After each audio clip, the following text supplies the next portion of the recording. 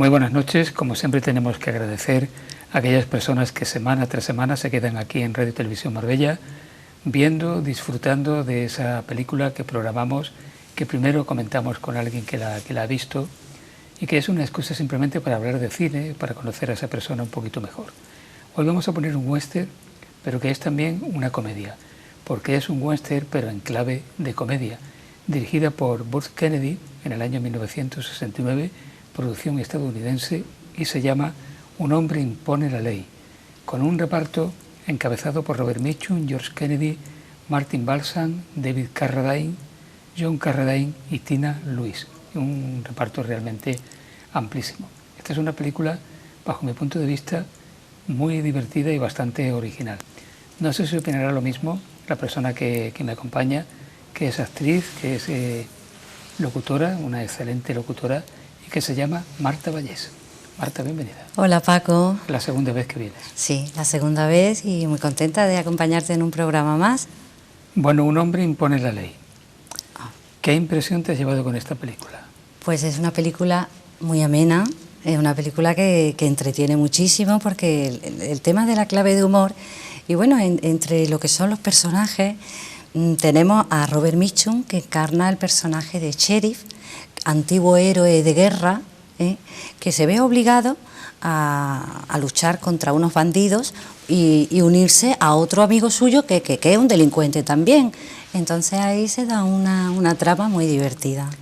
Claro, pero es curioso cómo esas diferencias entre uno que se dedica a la ley y el otro que es un bala perdida, sí, cuando hay intereses comunes, obvian esa situación y se alían para combatir a los auténticos bandidos. Exactamente, se alían pero chocan mucho al mismo tiempo, entonces se dan escenas muy divertidas y además que el actor que hace el papel de su amigo, el que es entre comillas un delincuente, es un actor que se ha dedicado muchísimo, se llama George Kennedy, se ha dedicado mucho al género de humor a lo largo de su vida, entonces yo creo que hacen una pareja muy buena, porque Robert Mitchum era un actor que tenía mucho encanto, era un hombre muy varonil y al mismo tiempo tenía una dulzura en los ojos, y, o sea, muy expresivo. A mí me ha gustado mucho.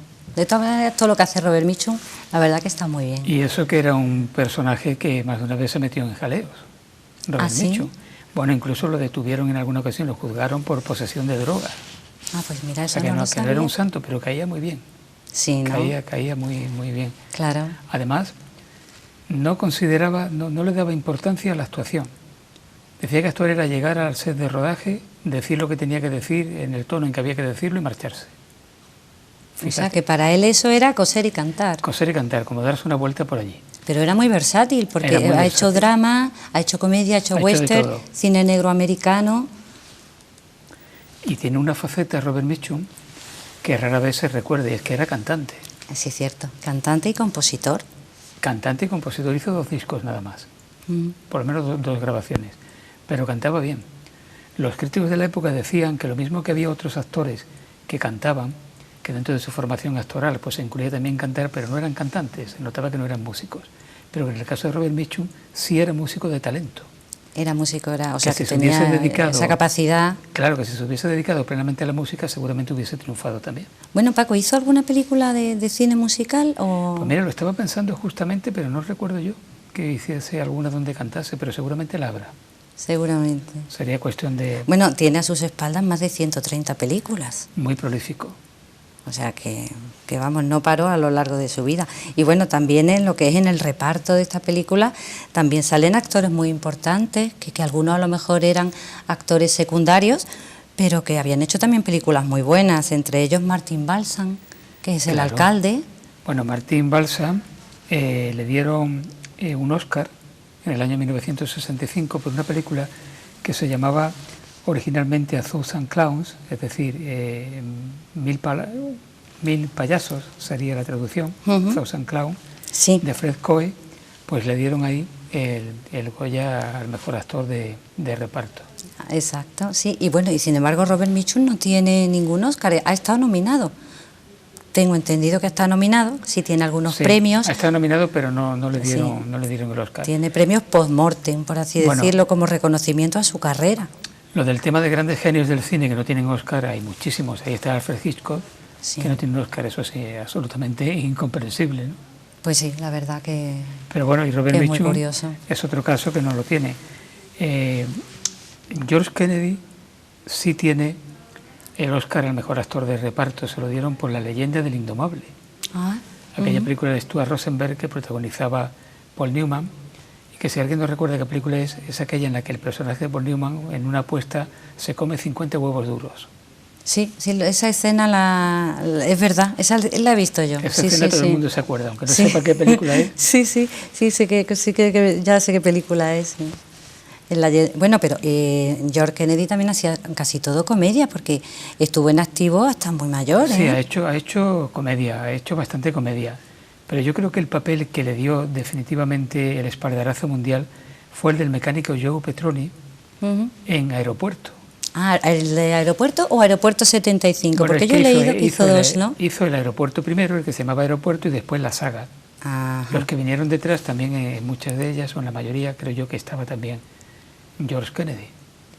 Y ese papel de Joe Petroni pues le dio una fama realmente muy, muy importante. Era un actor bastante versátil.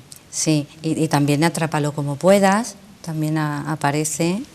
Y bueno, y también tendrá, me imagino, otro género más Mira, antiguo. él debutó en Espartaco de Kubrick, aquella película que había producido Kirk Douglas.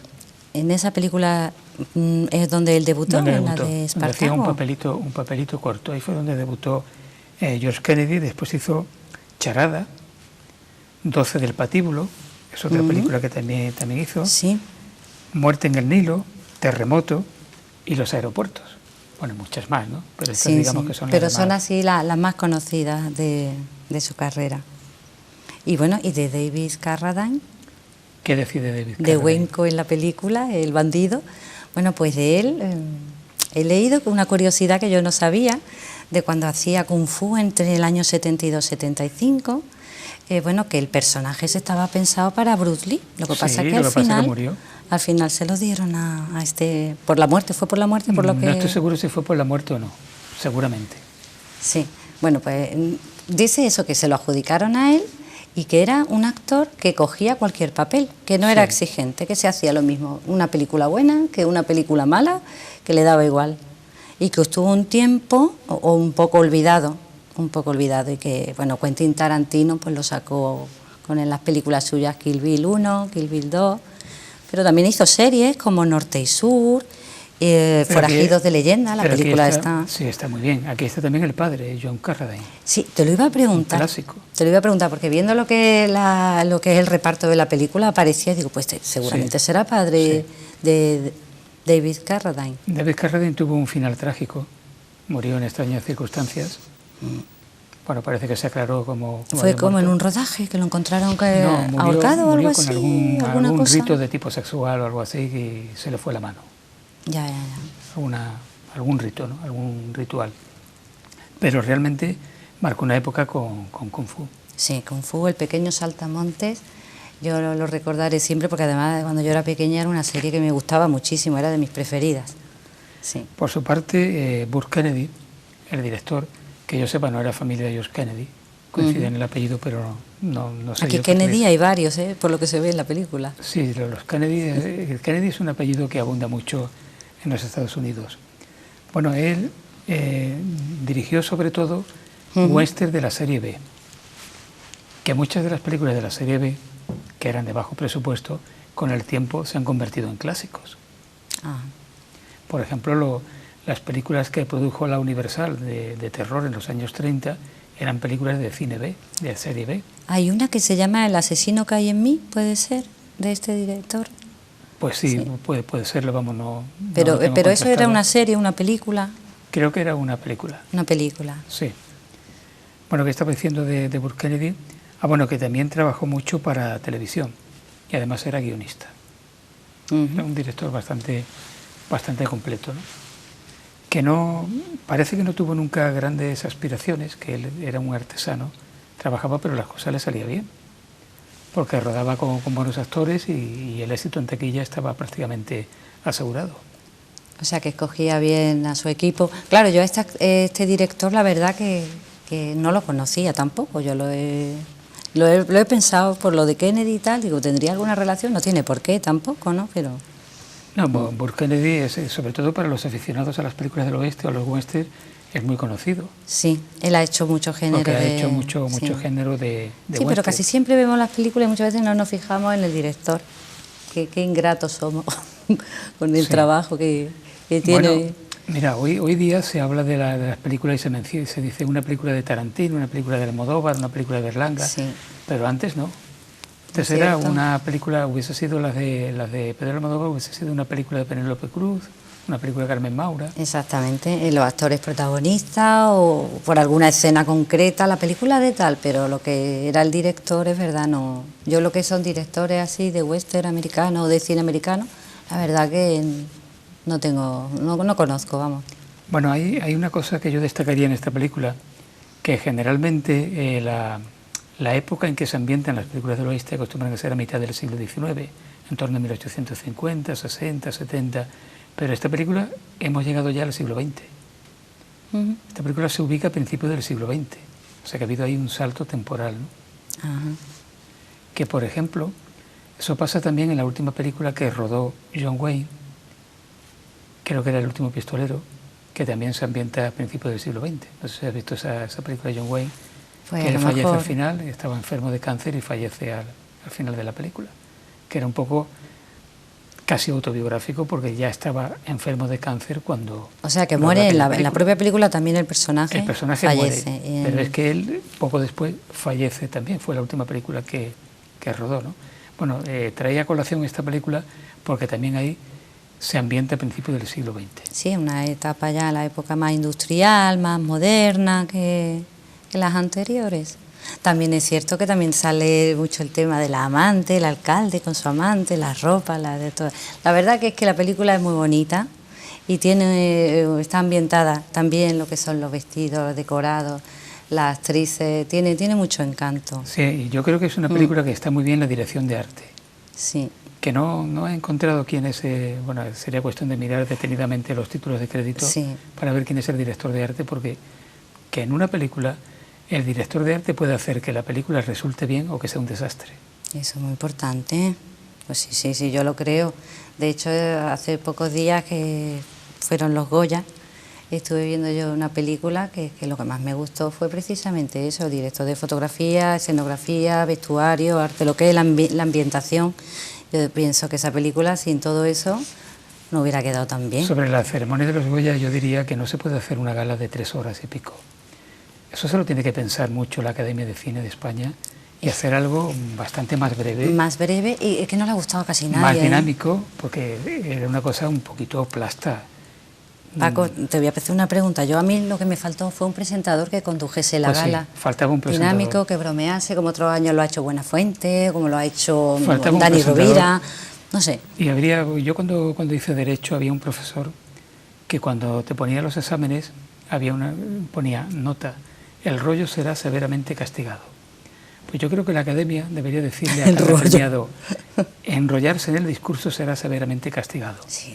No se puede agradecer a 200.000 personas porque se hace una gala tediosa, insoportable. Pesadísima, y todos repetían lo mismo. Y luego eso, que no había un presentador que le diera un toque de humor, una broma, y que cortara un poco para decir, venga, siguiente, ¿no? Que otros años lo ha habido. No critiquemos mucho porque tú eres actriz y puede que te ofrezcan algún papel y si critiques la Academia no te lo den. Bueno, a mí, tú te imaginas, Paco, pero vamos, que de todas maneras es cierto que la gala este año ha sido un aburrimiento, abrió la actuación musical, a mí tampoco me gustó porque la canción de Libre se la cargaron, Carmen Machi también estuvo muy... Ya que has mencionado, que no lo iba a mencionar, pero ya que has mencionado la canción de Libre, no pueden salir 3 actrices a desafinar de esa manera. Como no desafinan ni una estudiante de eso aficionada a la música. Que fue muy malísimo. De bochorno. Eso ya para empezar, eso para empezar. Bueno, o sea estábamos hablando... Bueno, sí, hablando, antes de pasar a eso, también tengo que decir una cosa, la intervención de José Sacristán cuando salió. Estuvo muy bien. La mejor de todas, ese hombre como llenaba el escenario con su presencia, además, con su voz. Breve, dijo lo que tenía que decir. Hizo breve. Una metáfora sobre todo lo que... Fue muy bonita su intervención, vamos. Sí. Y además es uno de los grandes actores del cine español. Yo creo que es el que salvó ahí la gala. Pues no diría yo que no. Bueno, hablando de Robert Mitchum, respecto a esta película Un hombre impone la ley, Sí. Robert Mitchum protagonizó una película excepcional en blanco y negro que es La noche del cazador. Sí. La noche del cazador fue la única película que dirigió el director, un actor británico que ahora no me acuerdo, que era uno de los grandes actores del teatro británico. Me acordaré seguramente. Bueno, esta es una película en la que Robert Mitchum está excepcional y donde salía Lillian Gish, era la señora mayor que tenía los niños que salen en esa película. Lillian Gish había sido la musa en el cine mudo de Griffith. Había participado en El nacimiento de una nación, en Intolerancia, era una actriz. Lillian Gish y su hermana Dorothy, excepcional dentro del cine. Charles Laughton es el actor que digo. Charles Laughton dirigió una sola película, La noche del cazador. La recomiendo siempre que... Sí, Paco, pues la ponemos aquí en este programa. Bueno, porque aquí no podemos poner todas, ¿no? Podemos poner las que podemos ir consiguiendo. Buscaré la película, me han entrado ganas de verla, la verdad. Cazador yo siempre la recomiendo porque es una joya de... Sí, y me comentaba que el director de esa película es la única que hizo. La única que hizo es Charles Laughton. ¿Por qué? ¿Porque Charles se Laughton murió? No, porque hizo una incursión en la dirección y ya está. Charles Laughton fue uno de los grandes del teatro británico y de los grandes del cine. Por ejemplo, en los años 30 hizo Enrique VIII, que le dieron el Oscar por aquella interpretación, era un actor obeso. La última película creo que fue Tormenta sobre Washington o Tempestad sobre Washington. En fin, que recomiendo La noche del cazador. La noche del cazador, pues sí. Y ahí está Robert Mitchum, extraordinario. Ajá. Sí, pues nada, pues ya lo saben, hay que ver La noche del cazador. También protagonizó Robert Mitchum, Con él llegó el escándalo. Que eso sí le vamos a poner en este programa dentro de un tiempo. Con él llegó el escándalo, me imagino que será también una comedia por el nombre, ¿no? ¿O es una cosa seria, drama? Con él llegó el escándalo es una cosa bastante seria. Ah, pues yo me lo he imaginado más en plan fantástico. No. Pues, sí. Hombre, el título se presta un poquito a ello. Es una adaptación literaria, pero ya digo, lo pondremos también en este programa. Y hablando del carácter de Robert Mitchum, del éxito que tenía, él se casó con su primera mujer, bueno, su primera, que yo sepa, la única vez que se casó, se separaron y tuvo aventuras, por ejemplo, con Carroll Baker, con Marilyn Monroe, con Rita Hayworth, con Ava Gardner y con Shirley MacLaine. ¿Qué te parece? Pues nada, que era un conquistador, si es que lo tenía esa carilla, era de duro y la carita esa de bueno y esos ojitos, pues era una mezcla, yo creo que, y si luego encima era una persona alegre, divertida, con habilidades sociales, porque sí, pues él las llevaba de calle y encima actor. Dijo algún crítico que Robert Mitchum era el alma del cine negro. Sí. De hecho empezó en cine negro, ¿no? El western y todo eso lo hizo después, ¿no? Pues sus primeras películas son de cine negro americano. ¿Hay alguna película de cine negro de referencia a Dios Muñeca? No sé si has visto Dios Muñeca. No la he visto. Pues otra para tu libretilla. Otra que me tengo que apuntar para mi libretilla. Adiós Muñeca. Adiós Muñeca. Sí. Y La noche del cazador. Adiós Muñeca y La noche del cazador, de Robert Mitchum. ¿Qué más me tienes que decir? Bueno, no, yo que tenía que apuntar a otras películas de Robert Mitchum. Tengo aquí Retorno al pasado, El Dorado, que me imagino que salía con John Wayne. Con ¿no? John Wayne, sí, esa es una película muy buena. El Cabo del Terror. Y bueno, pues así por encima he estado hecho un vistacillo a su filmografía y la verdad que me ha sorprendido muchísimo la cantidad de películas que hizo. Lo mismo que lograba poner un rostro amable y simpático, en El Cabo del Terror pone un rostro de asesino que hiela la sangre. ¿La has visto? No. ¿No has visto El Cabo del Terror? Verás, Paco, esas películas, esos clásicos, posiblemente las haya visto yo hace mucho tiempo y no las recuerde, que luego la pongo y empiezo a decir, pues esta la he visto yo. En El Cabo del Terror está también Gregory Peck, que es el abogado, y Robert Mitchum es el que se venga del abogado que lo llevó a la cárcel. Después hay una versión que es El Cabo del Miedo, ya mucho más reciente, donde hacía una intervención también Robert Mitchum. ¿En El Cabo del Miedo? El Cabo del Miedo. Pues yo el Cabo del Miedo. ¿Qué más sale en la película con él, me ha dicho, en El Cabo del Miedo? En El Cabo del Miedo me parece que era Robert De Niro. Exacto, entonces ahí sí, esa sí la he visto. Sí. La de Robert De Niro, yo creo que sí. Bueno, yo aparte de las chuletas que tengo aquí voy a tener que venir aparte de las chuletas que con tiene un dossier aquí al lado. Y de lo que sabes. No, porque me voy acordando de cosas, pero a veces corre uno el riesgo cuando actúa de memoria que cometes algún error, ¿no? No, pero... Si comete algún error, que me lo digan, por favor. No, ya, pero claro, yo me arriesgo también viniendo aquí, porque con todo lo que tú sabes, pues...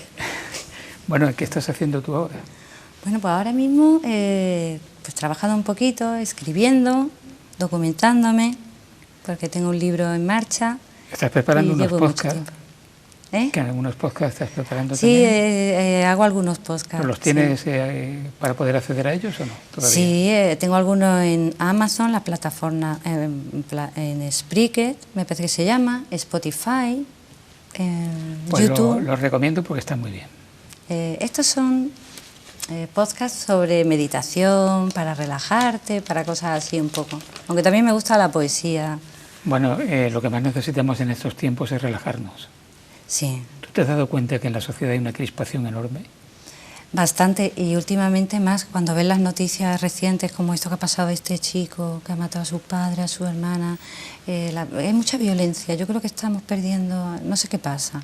Sí, no sé, porque aparte de que los bancos nos crispen todos los días, pero eso llevan haciéndolo años y hemos convivido, ¿no? Pero estamos rodeados de problemas, y Claro. lo piensas bien.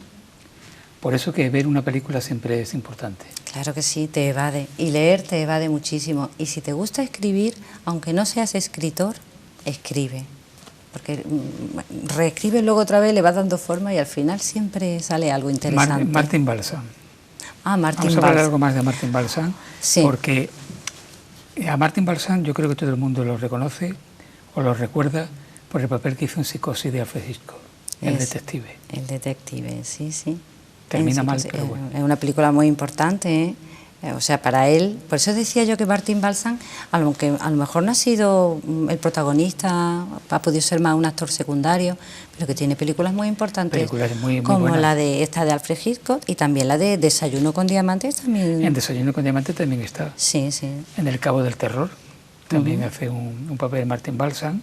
Y 12 hombres sin piedad también, me parece que se llamaba así. Bueno, 12 hombres sin piedad también. Sí. Era uno de los que participaba. Asesinato en el Orient Express, Todos los hombres del presidente, aquella película bélica que recogía el ataque histórico de Japón a Pearl Harbor, que se llamaba Tora, Tora, Tora, que era una coproducción de Estados Unidos y de Japón. Ahí está también Martin Balsam haciendo papel de uno de los generales que aparecen de Estados Unidos. Sí, sí, yo recuerdo haberlo visto en muchas películas y la verdad que era un gran actor, ¿eh? También hacía un papel corto en aquella película que fue una de las que consagró a esta Dustin Hoffman, El pequeño gran hombre. Ay, sí, de Dustin Hoffman seguramente la habré visto porque me encanta ese actor también a mí. El pequeño gran hombre, ¿con quién comparte con protagonismo? Pues no recuerdo más Sale que a Dustin Hoffman y a este actor, a Martin Balsam. A Ahora Martin mismo Balsam. ahora mismo no recuerdo. O sea, pero no tiene nada que ver otros con que actores. él es disminuido o algo así, ¿no? No, esa es otra. Pues esa es otra. entonces me estoy equivocando de película. Esa es otra película. Ese será Ruinman, El hombre de la lluvia. Puede ser, sí, que sale con... Es que no me viene el nombre. Tom que Cruise. Con Tom Cruise. Ese es El hombre de la lluvia o Ruinman. Ajá.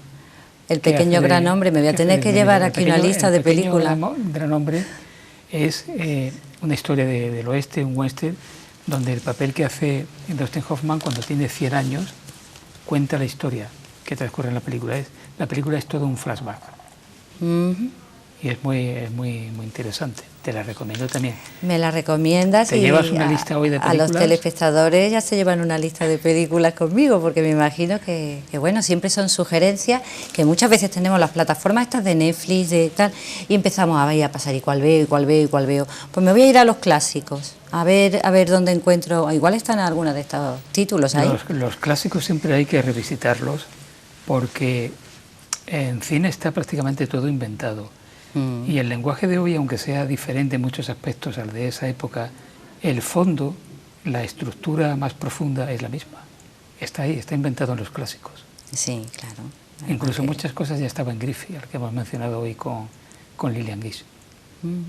A mí lo que más me gusta de los clásicos, que además es muy distinto a lo de ahora, donde se nota una gran diferencia, es la forma de expresarse, cómo hablan los dobladores, el lenguaje que se utiliza, tan respetuoso y tan correcto, casi nunca dicen palabras malsonantes, y luego las voces de los actores de doblaje son muy diferentes a las de ahora.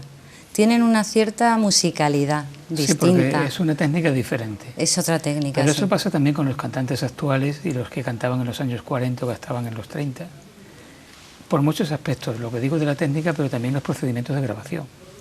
También eran diferentes, entonces la calidad del sonido es también diferente y eso se aprecia. Sí, de hecho yo hice un monólogo, que es la parte final de la película Psicosis, donde un poco se entiende lo que le pasa a Norman Bates. Y la voz que yo estuve escuchando era de una actriz de doblaje que era gallega, y la verdad que no dramatizaba en exceso, era muy fría, muy tal, y todo muy distinto, pero la verdad que me gustó mucho, y de hecho ese trabajo lo tengo hecho yo también, ese monólogo. Lo aprendí, es de lo primero que aprendí cuando me puse a estudiar cosas así de cine. Bueno, Marta, dile a nuestros telespectadores, recomiéndale que se queden a ver esta película. Por supuesto. Pero da argumentos, claro. Ya lo saben. Bueno, pues yo les doy los argumentos de que si quieren pasar un rato divertido, también entrañable para recordar a actores de toda la vida, por así decirlo, con los que hemos crecido, es un buen momento para sentarse y disfrutar de una película del oeste y de una comedia al mismo tiempo. Y como estarán seguramente en casa, pueden comer palomitas y patatas fritas sin molestar con el ruido al que tienen al lado. Mantita y peli. O sí, porque lo mismo tienes al lado a un hijo, a una hija, a tu marido, a tu mujer, y le molesta el comer las patatas fritas. Pero bueno, hay que disfrutar la película como sea. Un hombre impone la ley, un western y comedia del año 1969.